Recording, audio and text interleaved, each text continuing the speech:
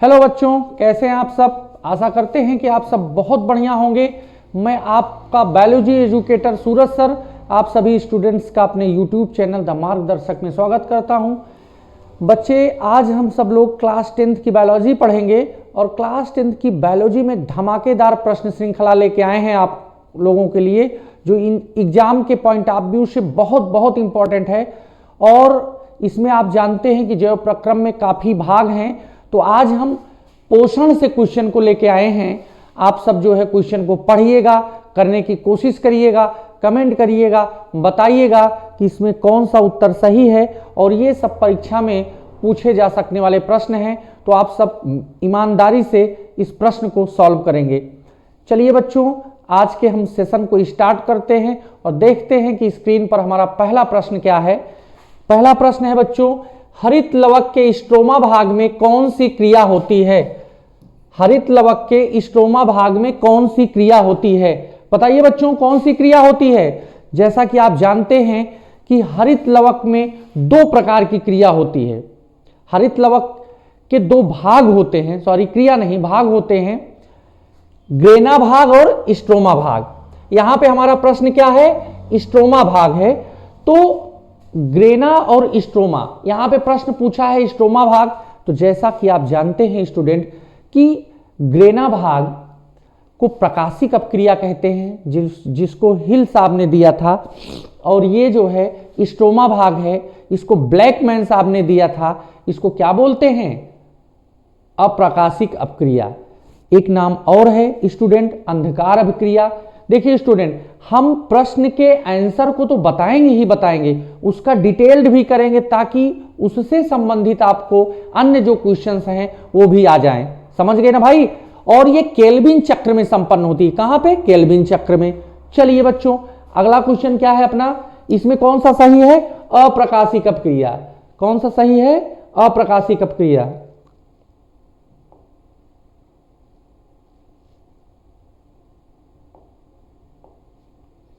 दूसरा क्वेश्चन है स्टूडेंट, प्रकाश संश्लेषण क्रिया का अंतिम उत्पाद क्या है। प्रोटीन है कि वसा है कि मंड है कि खनिज लवण है। जैसा कि आप जानते हैं, पहले तो गेस करें आप, कौन सा, गेस ना करें, अच्छे ढंग से बताएं कि कौन सा आंसर हो सकता है। तो देखिए बच्चे, जैसा कि आप जानते हैं कि फोटोसिंथेसिस यानी कि प्रकाश संश्लेषण पादपों में होने वाली एक महत्वपूर्ण प्रक्रिया है, जिसमें H2O और O2 एवं ग्लूकोज का निर्माण होता है। किसका किसका, ग्लूकोज का, O2 का, H2O का। और ये सब जो है संचित मंड के रूप में, पादपों का संचित मंड जो है बन जाते हैं। तो इसमें कौन सा सही होगा, मंड। मंड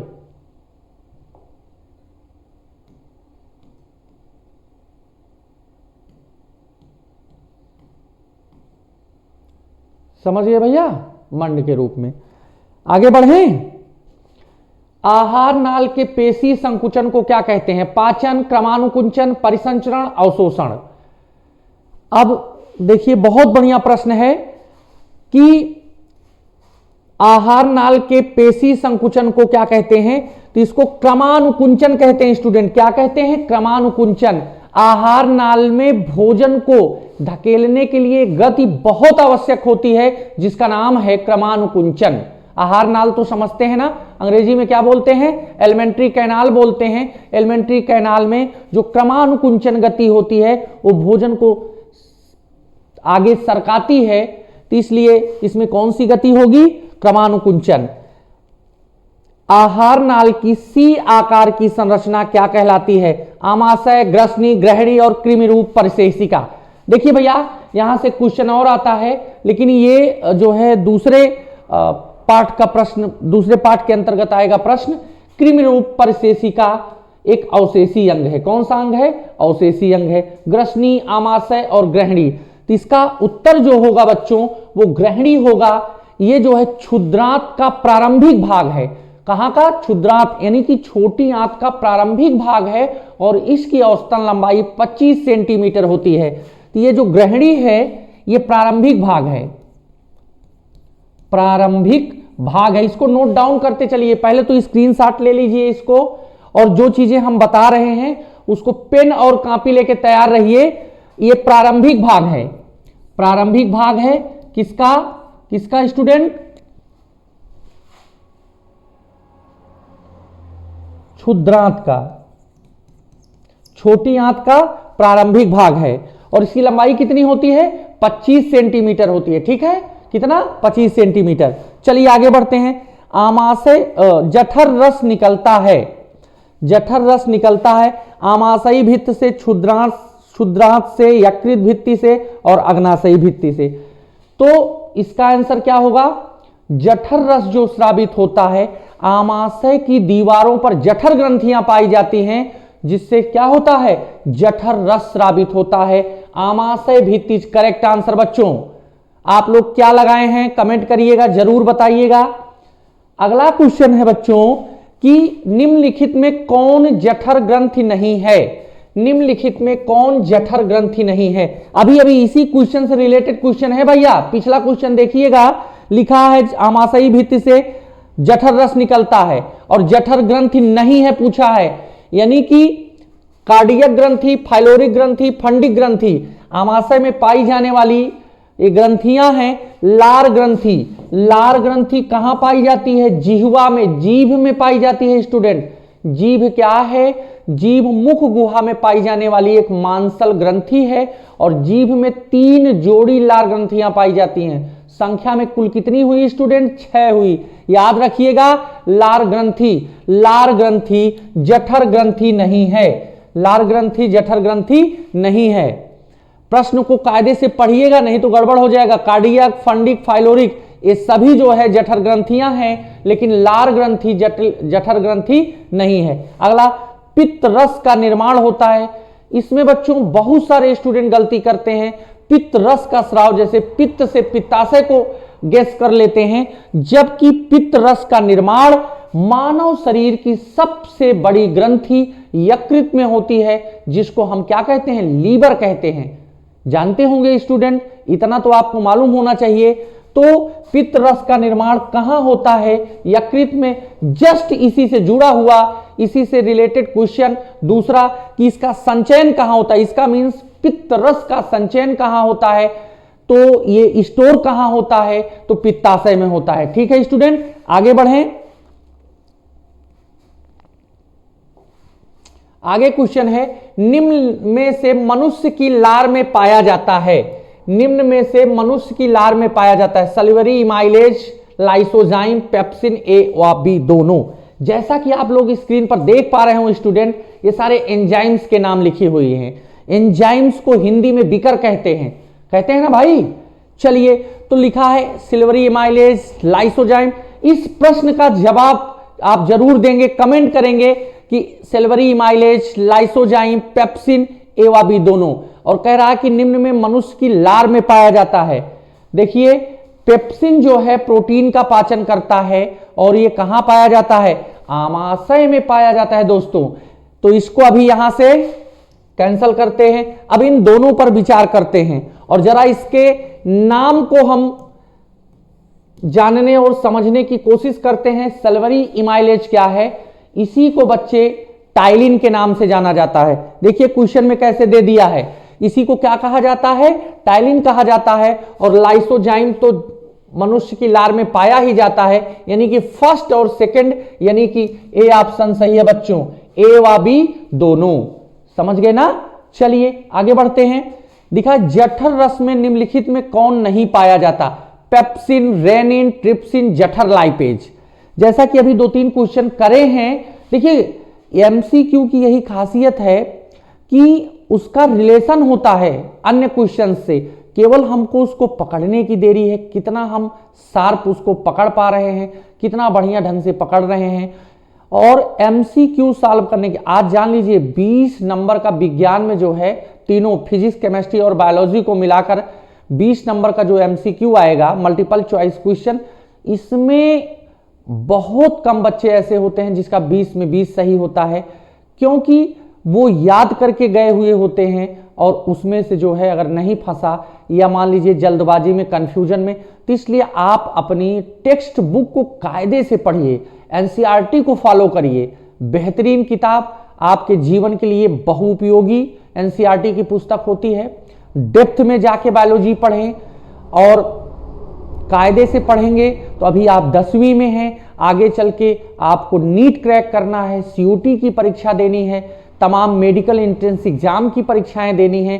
तो इसलिए अभी से, अभी समझ लीजिए आप बायोलॉजी की शैशवा अवस्था में हैं, तो आप अपनी शैशवा अवस्था को मजबूत करते हुए तब प्रौढ़ावस्था की ओर बढ़िए, ताकि बायोलॉजी सब्जेक्ट में आप लहराते रहिए और चीज़ों को डेप्थ में जाके पढ़िए, गहराई में पढ़िए, ताकि आप मल्टीपल चॉइस क्वेश्चन को बिल्कुल भी मिस ना करें। आइए देखते हैं क्वेश्चन हमारा क्या था।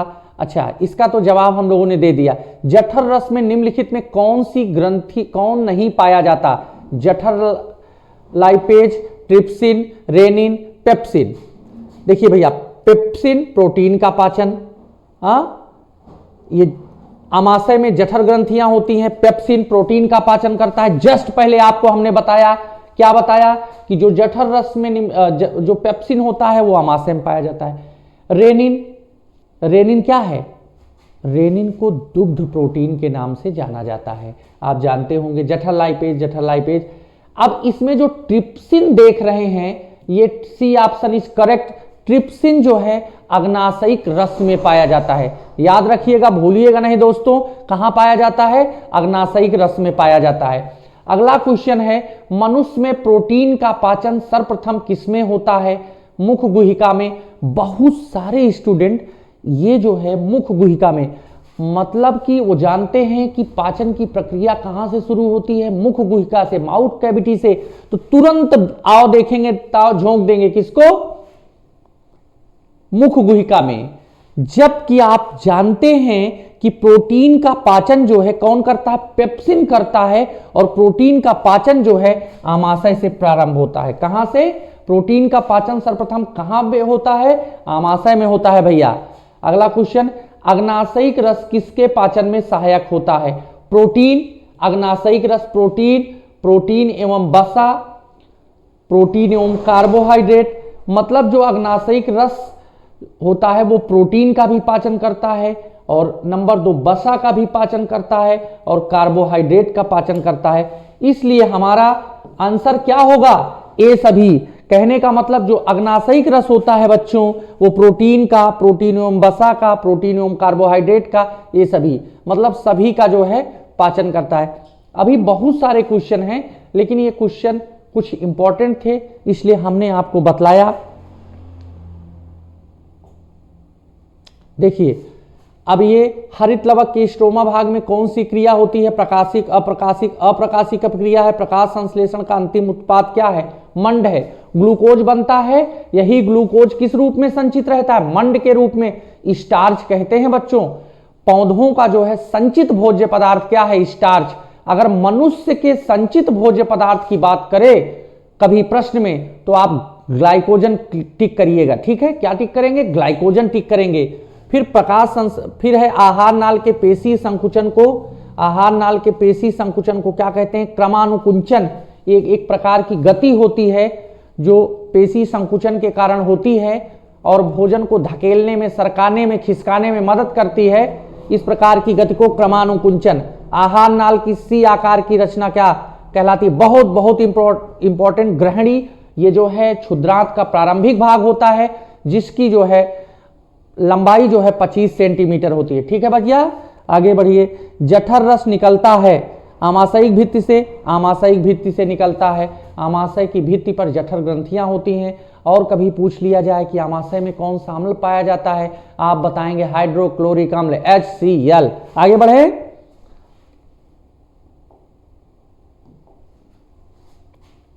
निम्नलिखित में कौन सी जठर ग्रंथि नहीं है? आमाशय में जो है जठर ग्रंथियां पाई जाती हैं, आप खूब अच्छे से जानते हैं इन सब का नाम।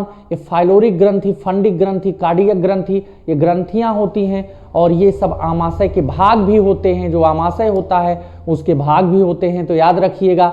लार ग्रंथि, लार ग्रंथि जो है मनुष्य के मुख गुहा में पाई जाती है। 3 जोड़ी लार ग्रंथियां होती हैं। और आप ये भी जानिए स्टूडेंट कि जो लार होता है, मनुष्य अपने पूरे जीवन काल में इतना लार स्रावित करता है कि एक छोटा तालाब बनाया जा सकता है, ठीक है ना। तो आगे है, पित्त रस का निर्माण होता है यकृत में, जिसको हम लीवर कहते हैं ना। लीवर में विभाजन की सर्वाधिक क्षमता होती है, सबसे बड़ी ग्रंथि है, भोजन का पाचन करता है, बहुत बहुत इंपॉर्टेंट है। लीवर के तमाम रोग भी हो जाते हैं अगर पोषण, नाम है हमारा पोषण, पाठ का नाम है पोषण। तो अगर कायदे से पोषण नहीं लिया जाएगा, मद्यपान का सेवन किया जाएगा तो आमाशय को क्षति पहुंच सकती है। इसलिए आमाशय को बचाए रखिए, जीवन बचा रहेगा, ठीक है। फिर आगे इधर सल्फरी इमाइलेज, टाइलिन, लाइसोजाइम, मनुष्य की मुख गुहिका में टाइलिन नामक, यहाँ से क्वेश्चन अति लघुत्तरी या लघुत्तरी में पूछा जा सकता है स्टूडेंट कि रोटी अधिक देर चबाने पर मीठी लगती है, क्यों? तो मनुष्य की जो मुख गुहिका होती है उसमें जो लार होती है, लार में टाइलिन नामक एंजाइम पाया जाता है जो रोटी के कार्बोहाइड्रेट को शर्करा में बदल देता है, इसलिए रोटी अधिक देर चबाने पर मीठी लगती है। अगला क्वेश्चन है, जठर रस निम्नलिखित में कौन नहीं पाया जाता? ट्रिप्सिन जो है अग्नाशयिक रस में पाया जाता है। फिर मनुष्य में प्रोटीन, पेप्सिन जो है प्रोटीन का पाचन करता है, आप सभी जानते हैं। रेनिन जो है दुग्ध प्रोटीन का पाचन करता है। उसके बाद अग्नाशयिक रस किसके पाचन में सहायक होता है? प्रोटीन के, वसा के, कार्बोहाइड्रेट के। तो बच्चे आप कमेंट करेंगे कि आज का सेशन आपको कैसा लगा। अभी इसमें काफी भाग हैं, 10 क्वेश्चन आपके लिए लाए थे, 10 बल्कि 11 क्वेश्चन। अभी प्रश्नों की इसे श्रृंखला चलेगी, बोर्ड परीक्षा नजदीक है, तो इन प्रश्नों को अच्छे से अपनी कॉपी में लिख लीजिए। और इस प्रश्न से रिलेटेड और जो प्रश्न कभी बोर्ड परीक्षा में आप चेक करिए, पूछे गए हों, आंसर ना आता हो, कमेंट करें, हम आपकी मदद जरूर करेंगे। और आज का लेक्चर बस इतना ही बच्चों, हम कुछ प्रश्नों के साथ पुनः मिलेंगे। तब तक सभी बच्चों को नमस्कार, गुड बाय, जय हिंद।